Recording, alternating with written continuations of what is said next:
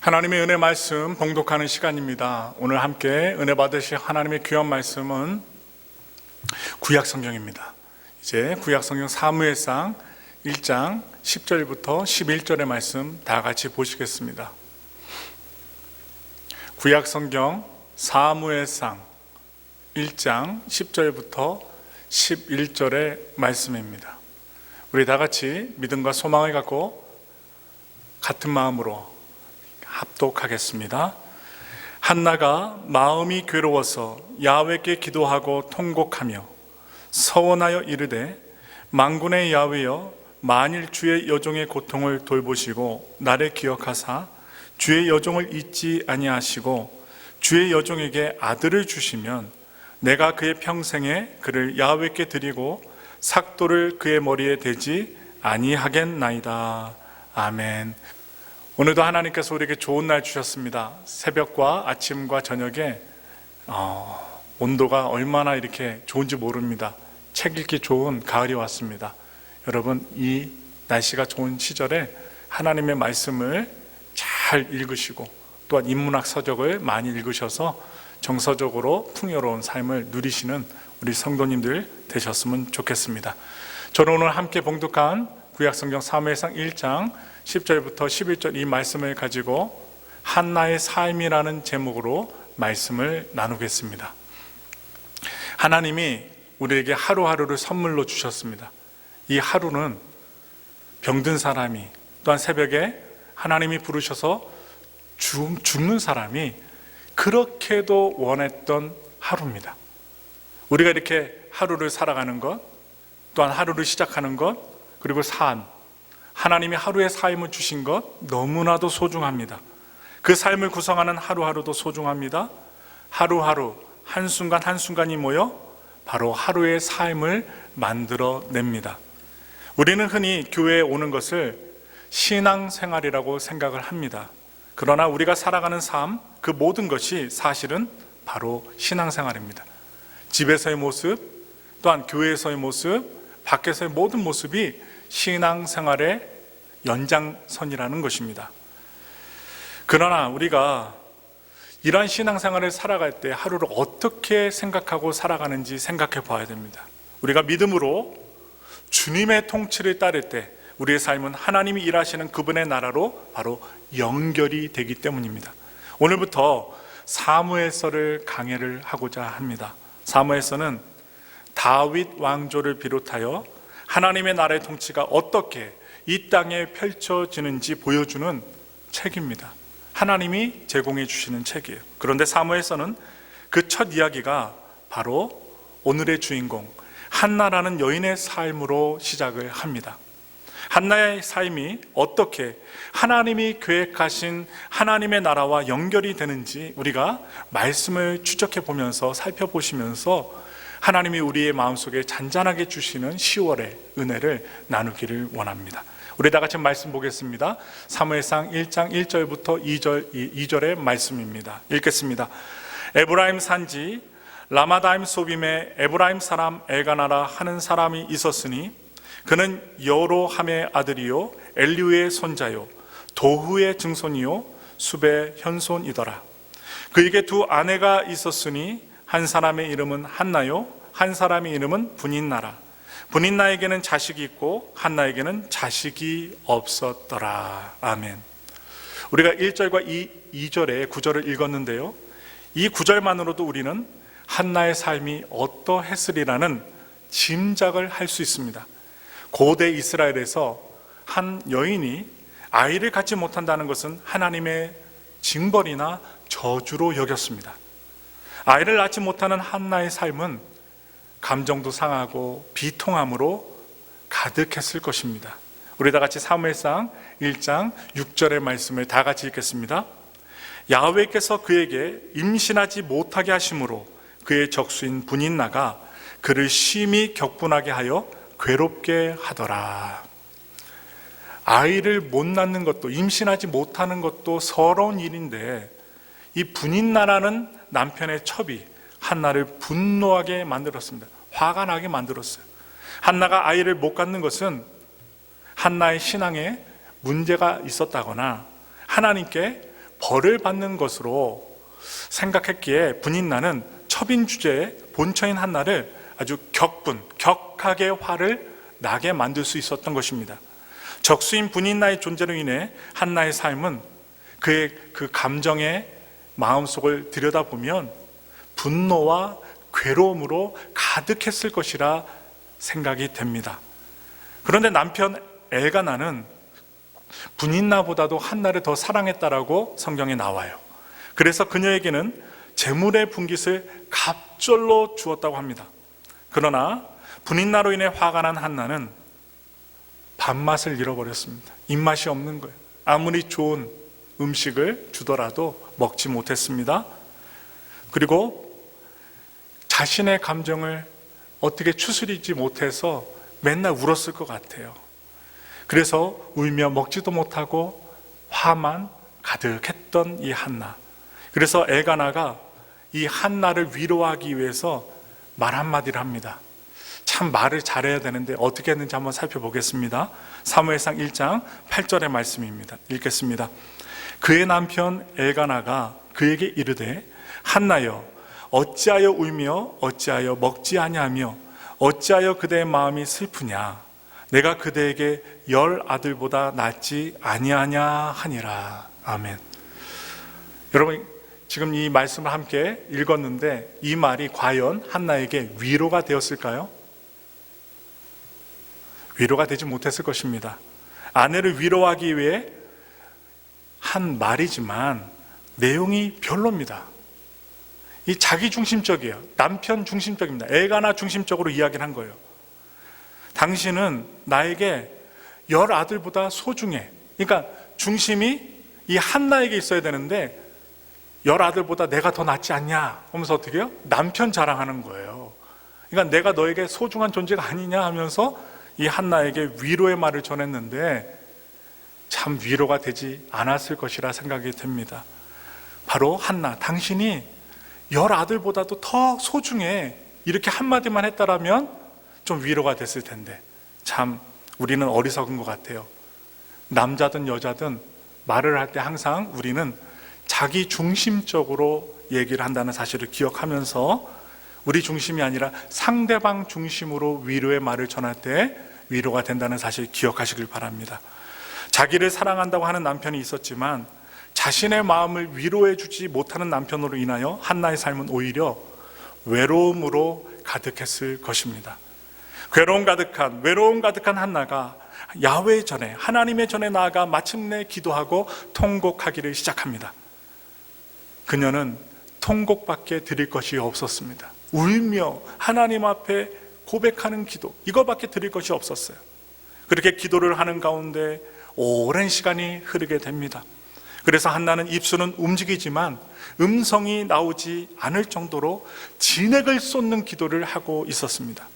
그 모습을 보고 옆에 있었던 엘리 제사장이 이야기를 합니다. 사무엘상 1장 14절의 말씀 읽겠습니다.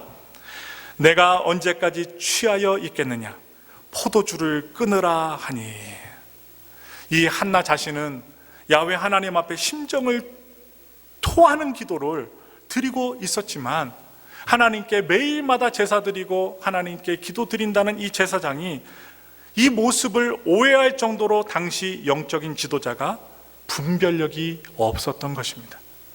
하나님께 기도하고 하나님께 소통하는 자가 분별력이 있어야 되는데 이 엘리 제사장은 분별력이 없었습니다. 자신의 신앙에 도움을 주지 못하고 오히려 이 한나를 오해했던 제사장으로 인하여 한나의 삶은 외로움뿐만 아니라 억울함뿐만 아니라 아주 화가 더 나게끔 더해졌을 것입니다. 그러나 한나를 가장 근본적으로 고통스럽게 만들었던 것은 누구일까요? 이 한나를 결정적으로 고통스럽게 만든 사람이 있습니다. 누구냐? 하나님이십니다. 1장 본문에는 하나님께서 사무엘상 1장 5절과 6절에 이렇게 말하고 있어요. 한번 읽어볼까요? 야훼께서 한나에게 임신하지 못하게 하셨다. 2번이나 이야기하면서 강조하고 있습니다. 한나가 몸이 안 좋아서, 그의 태가 안 좋아서 그것이 아닙니다. 하나님이 아이를 못 갖게끔 막으셨던 것입니다. 2번이나 나와요. 한나를 가장 절망스럽게 했던 주체는 바로 하나님이셨습니다. 왜 그러셨을까요? 바로 한나의 절망은 당시 이스라엘 민족의 절망을 아주 고스란히 보여줍니다. 한나가 살던 시대는 사사시대가 끝나가는 무렵이었습니다. 사사기 21장 25절의 말씀을 다 같이 읽겠습니다. 그때에 이스라엘의 왕이 없으므로 사람이 각기 자기의 소견에 오른 대로 행하였더라. 왕이 없었답니다. 그래서 사람들이 자기 멋대로 옳은 대로 행동하고 살았다는 거예요. 기준이 없었습니다. 이 말은 당시 시대 상황을 잘 요약해주는 말씀입니다. 이 사사시대에도 하나님께서는 여전히 이스라엘의 왕이셨습니다. 그러나 백성들은 그 왕의 통치를 따르지 않았습니다. 자기의 소견대로, 자기의 생각대로, 자기 마음에 먹은 대로 살았던 것입니다. 그래서 그들은 하나님의 말씀이 기준이 아니라 각자의 소견에 옳은 대로 살아갔습니다. 결국 하나님의 통치가 이 민족들에게 영향 주지 못하고 이루어지지 않자 이스라엘 민족은 절망적인 상태가 되어지고 맙니다. 우리가 삶을 살아갈 때 하나님 통치 아래 사는 것이 얼마나 감사한 일인지 감사하며 사시기 바랍니다. 하나님이 우리를 일깨워 주시고 죄가 죄인 것을 알게 하시고 옳은 것이 옳은 것임을 알게 하시는 하나님의 말씀이 얼마나 귀한 것인지 깨달으며 사시길 바랍니다. 우리가 하나님의 통치의 영향 속에 들어가지 않을 때 우리는 자유함을 느낄 수 있습니다. 근데 그 자유함은 우리를 영적으로 환경적으로 죽이는 요인이 된다는 사실입니다. 하나님은 이 백성들의 상황을 돌이키길 원하셨습니다. 새로운 시대를 이끌기 원하셨습니다. 하나님의 구원과 회복의 역사를 시작하기를 원하셨습니다. 그래서 택한 사람이 누구냐? 가장 연약했던 여인 한나였습니다. 위대한 남자가 아니에요. 연약한 여인, 아이를 못 가졌던 여인, 그리고 첩에게 분노함을 느꼈던 여인, 바로 한나였습니다. 하나님의 구원의 경륜이 이루어지는 데는 반드시 사람의 동역이 필요합니다. 새로운 영적 지도자 사무엘을 일으켜 세우시기 위하여 하나님께서는 이 한나의 배후에서 일하시기 시작했던 것입니다.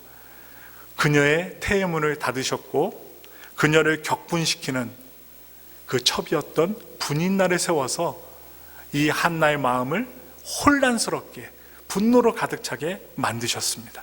한나의 모든 삶에 바로 괴로움이, 외로움이 가득하게 하셨던 분, 바로 하나님이셨어요. 그런데 우리가 삶을 뒤돌아보면 사람은 괴로워야, 힘들어야 기도의 자리로 간다는 사실이에요. 앞길이 구말리 같고 승진하고 돈이 많아지고 그리고 직장에서 남들에게 인정받고 할 때는 우리 사람들은 하나님 대신에 교만해집니다. 내가 잘나서, 내가 똑똑해서. 그런데 괴로우니 기도의 자리로 나갈 수밖에 없다는 거예요. 아무것도 없으니 창조주 하나님을 붙들고 기도할 수밖에 없다는 거예요.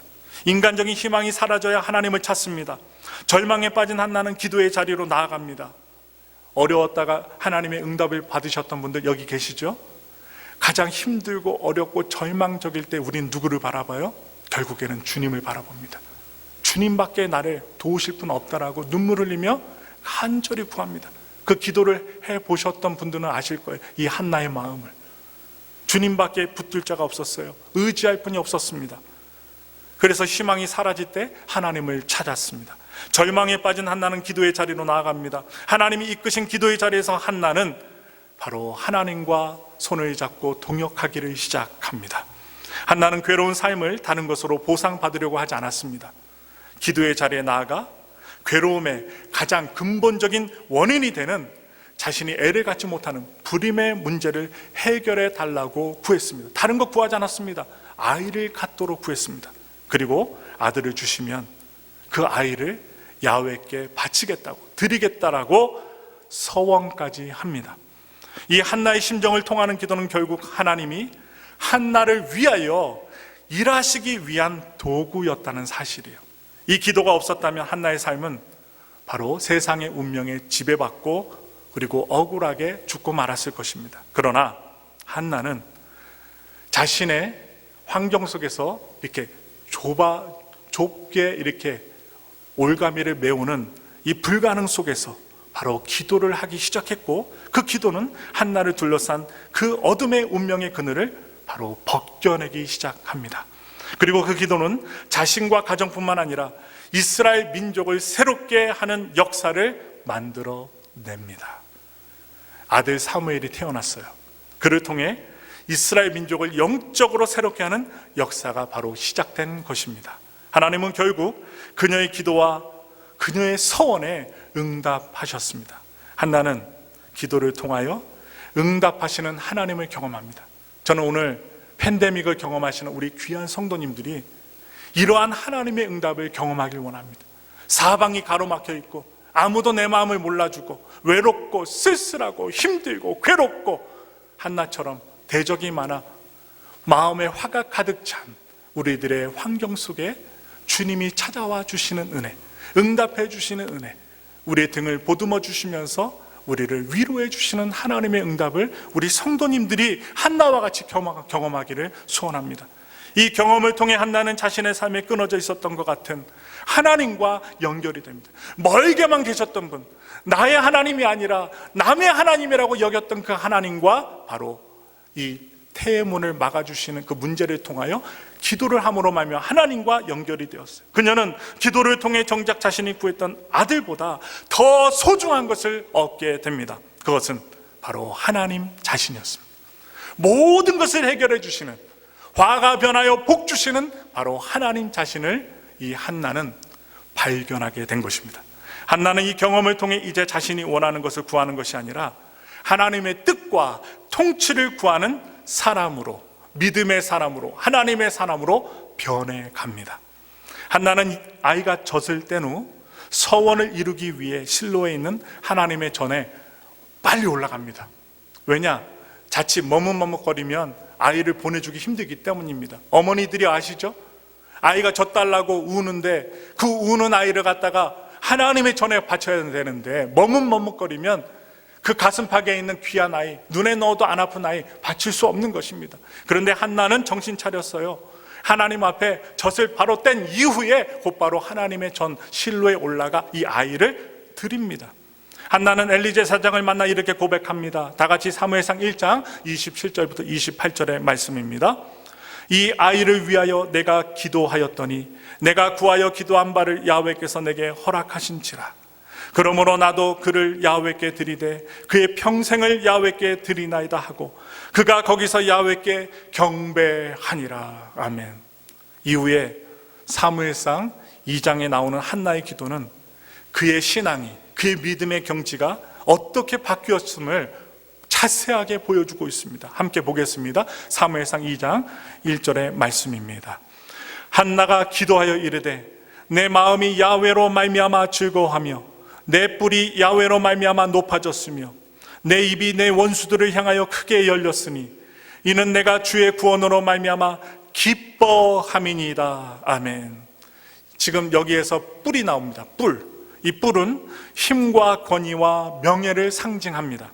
한나는 하나님의 구원을 경험하며 이제 원수 앞에서도 항상 고개를 숙이는 것이 아니라 머리를 들 수 있는 하나님이 주신 당당한 정체성을 갖게 됩니다. 사무엘상 2장 6절부터 8절의 말씀을 다 같이 읽겠습니다. 야훼는 죽이기도 하시고 살리기도 하시며 수월에 내리기도 하시고 거기에서 올리기도 하시는도다. 야훼는 가난하기도 하시고 부하기도 하시며 낮추기도 하시고 높이기도 하시는도다. 가난한 자를 진토에서 일으키시며 빈궁한 자를 거름더미에서 올리사 귀족들과 함께 앉게 하시며 영광의 자리를 차지하게 하시는도다. 땅의 기둥들은 야훼 것이라 야훼께서 세계를 그것들 위에 세우셨도다. 아멘. 한나는 3년 동안, 이 3년년의 이 시간을 통해 하나님이 절대 주권을 갖고 계심을 경험합니다. 깨닫습니다. 그리고 그분을 알고 그분을 찬양하는 사람으로 변화됩니다. 한나는 마지막으로 이렇게 찬양합니다. 우리 함께 읽겠습니다. 사무엘상 2장 10절의 말씀입니다. 야훼를 대적하는 자는 산산이 깨어질 것이라. 하늘에서 우레로 그들을 치시리로다. 야훼께서 땅끝까지 심판을 내리시고 자기 왕에게 힘을 주시며 자기의 기름 부음을 받은 자의 뿔을 높이시리로다 하니라. 아멘. 아직 왕이 없던 시대예요. 아직 왕이 없던 시대에 한나는 장차 하나님께서 왕을 기름 부어 세우시고 하나님의 뿔을 높이 세우실 것을 찬양합니다. 이것은 그녀가 스스로 할 수 있는 기도가 아니었습니다. 고백이 아니었습니다. 찬양이 아니었습니다.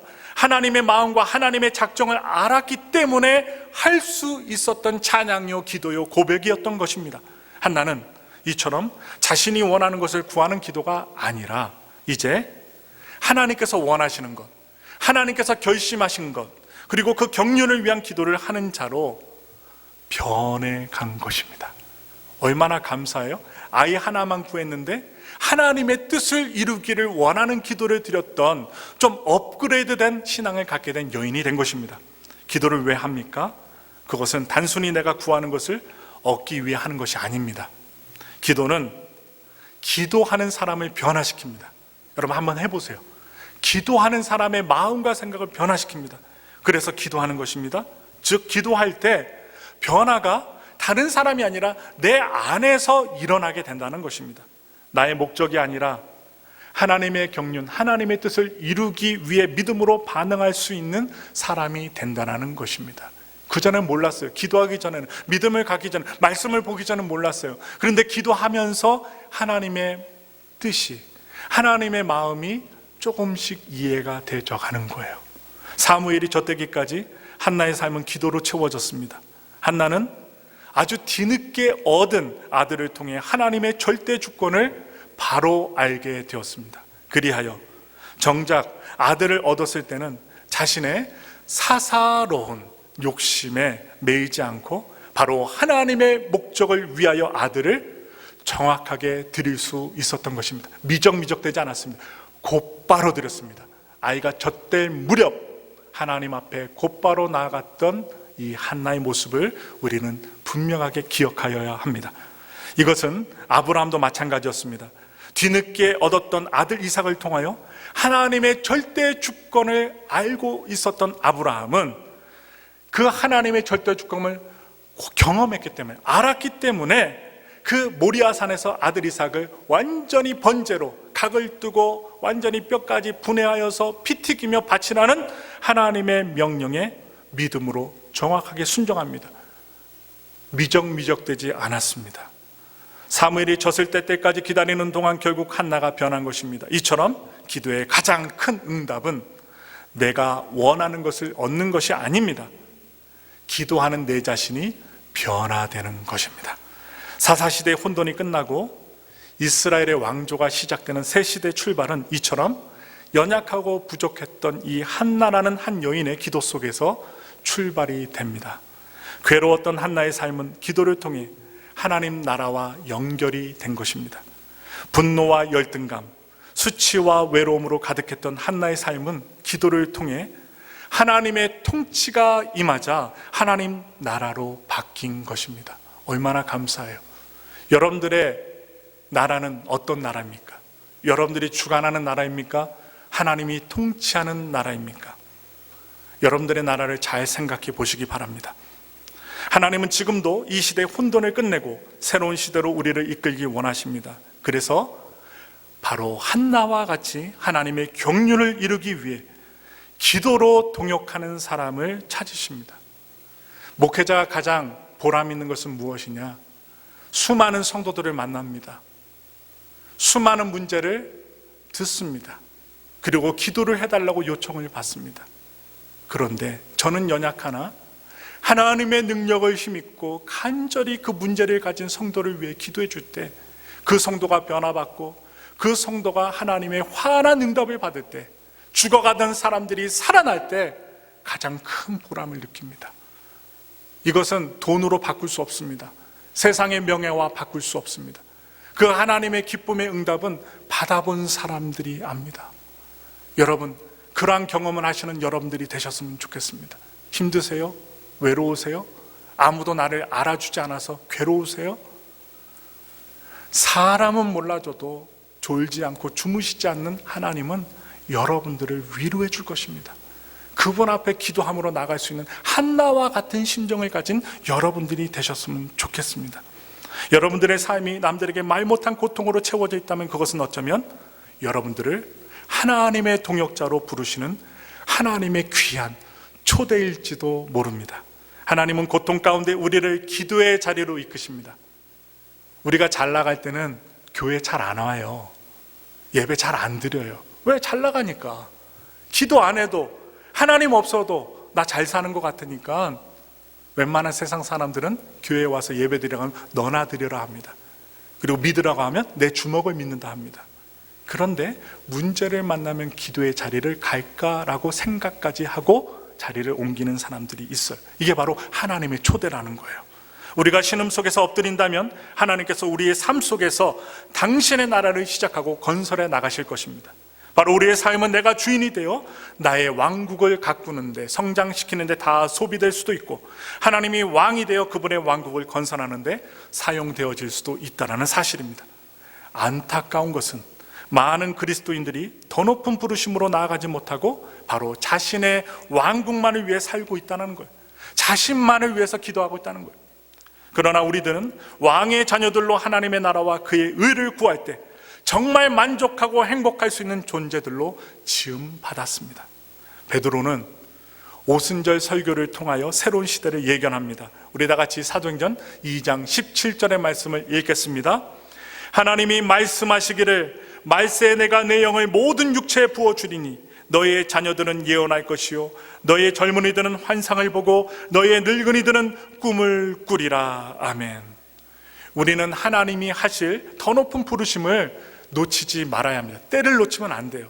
우리 자녀들이 공부 잘하는 자녀가 되는 거 좋습니다. 그러나 그들이 예언하는 자들이 되는 것이, 하나님의 말씀을 분별하는 자들이 되는 것이 바로 하나님의 더 높은 부르심이라는 사실입니다. 우리 아빠들이, 우리 남성들이 직장에서 사업에서 성공하는 것도 좋습니다. 그러나 하나님 나라의 꿈을 꾸는 자가 되는 것이 더 높은 부르심이라는 사실입니다.